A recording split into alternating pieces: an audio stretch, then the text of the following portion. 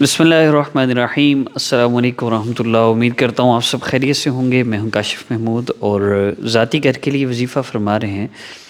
ذاتی گھر کے لیے سب سے پہلی چیز یہ کہ اللہ رب العزت سے مانگنا اصل مقصود ہے۔ اللہ رب العزت نے جس کے مقدر میں جو لکھا ہوا ہے، جس کے مقدر میں جو لکھ دیا گیا وہ مل کے رہے گا۔ اللہ رب العزت نے آپ کو مقدر میں ذاتی گھر لکھا ہوا تو اللہ رب العزت آپ کو وہ ضرور دیں گے۔ ہمارا مقصود وظائف سے کیا ہوتا ہے؟ اللہ رب العزت کو پکارنا۔ اللہ تعالیٰ دعاؤں کے ذریعے ہمارے مسائل کو حل فرماتے ہیں۔ اللہ رب العزت بہت سے لوگ ایسے ہیں جن کو اللہ پاک ذاتی گھر تو نہیں دیتے ان کے وظائف کرنے کے باوجود، ان کی دعائیں مانگنے کے باوجود، لیکن جن گھروں میں وہ رہ رہے ہوتے ہیں ان گھروں کی پریشانیوں سے اللہ پاک نجات دے دیتے ہیں۔ اللہ رب العزت اتنا رزق دے دیتے ہیں کہ کرایوں کی ٹینشن نہیں رہتی۔ کتنے لوگ ایسے ہیں جن کو اللہ رب العزت نے اتنا دے دیا کہ وہ اب یہی ڈسکس کرتے ہیں کہ ہم نے مکان پہ خرچ کر کے کیا کرنا ہے۔ اللہ رب العزت نے وافر دیا، اس میں سے کچھ کرایہ دے دیا، باقی ہم نے کاروبار میں لگایا۔ الحمدللہ بہترین حالات ہیں، اور آئندہ کتنے سالوں کے لیے ہمیں کسی قسم کی ٹینشن نہیں کہ ہم کرایہ کہاں سے دیں گے۔ اور دیکھیے، ہمارا مقصود اللہ سے مانگنا ہے۔ ہم نے اللہ رب العزت سے بہترین گمان رکھنا ہے اور اس بہترین گمان کے ساتھ مانگنا ہے۔ باقی پھر اللہ رب العزت جو ہمارے لیے بہتر سمجھیں گے وہ فیصلہ فرما دیں گے۔ اب ہم نہیں جانتے، قرآن پاک کی آیت کا مفہوم ہے کہ بہت سی باتیں، بہت سی چیزیں جن میں انسان اپنے لیے سمجھتا ہے کہ یہ چیز میرے لیے بہت اچھی ہے، لیکن اللہ رب العزت جانتے ہیں وہ اچھی نہیں، تو اللہ پاک عطا نہیں فرماتے۔ اور بہت سی چیزیں ایسی ہیں جس میں انسان اپنے لیے اس کو برا سمجھ رہا ہوتا ہے، نہیں یہ نہیں ٹھیک، لیکن اللہ کی طرف سے وہی فیصلہ ہوتا ہے، تو اللہ پاک جانتے ہیں کہ یہ چیز اس کے لیے بہتر ہے، لیکن ہم سراسر ناشکرے ہیں۔ تو اس میں جو بھی اپنی مرضی کے خلاف معاملہ ہو تو اس میں دعا ہے، قدر اللہ ما شاء۔ اللہ پاک نے میرے مقدر میں جو لکھ دیا وہی ہونا تھا اور وہی ہو کر رہا، اور یہی اصل ہے۔ تو میں آپ سے بھی یہ عرض کر رہا تھا کہ ذاتی گھر کے لیے وظائف تو کرنے ہیں، لیکن اصل مقصود کیا ہے؟ اصل مقصود یہ ہے کہ ہم اللہ رب العزت سے ایسا تعلق جوڑیں کہ اللہ پاک ہماری اس پریشانی کو ختم فرما دیں۔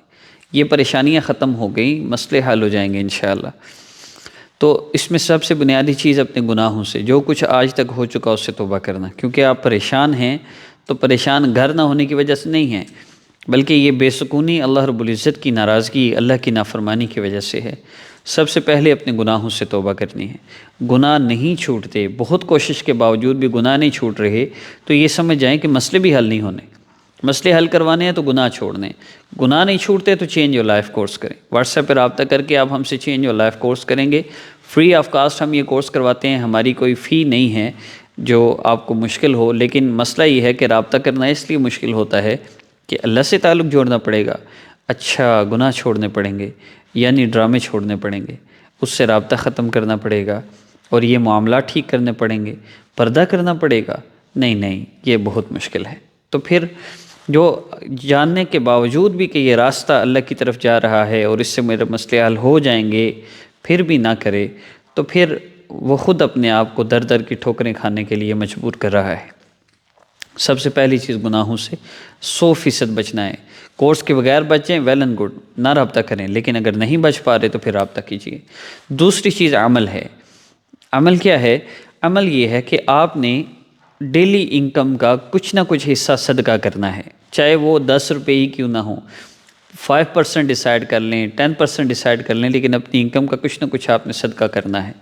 دوسری چیز، آپ نے ہر نماز کے بعد 7 مرتبہ اول آخر درود پاک پڑھ لیجئے، 7 مرتبہ سورہ قریش پڑھنی ہے، لِإِيلَافِ قُرَيْشٍ، آپ نے اس سورہ مبارکہ کو پڑھنی ہے۔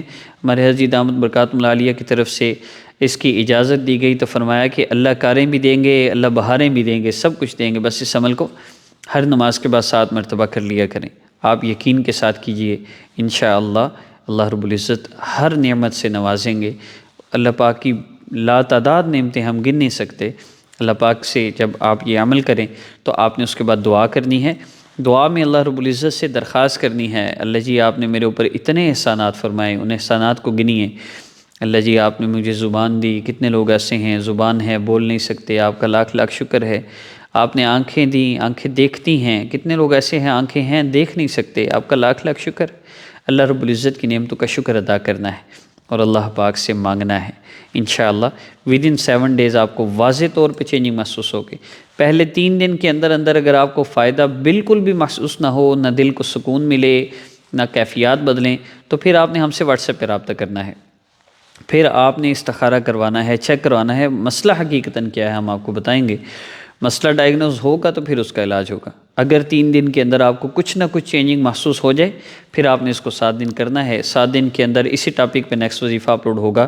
آپ نے اس سیریز میں سٹیپ بائی سٹیپ وظائف کرتے جانا ہے۔ 7 دن میں مسئلہ حل ہوگا، ورنہ 14 میں، ورنہ 21 دن میں، ورنہ 28 دن میں، 40 دن کے اندر اندر مسئلہ حل ہوگا۔ آپ نے کوئی سٹیپ بائی سٹیپ وظائف کو آپ نے مس نہیں کرنا۔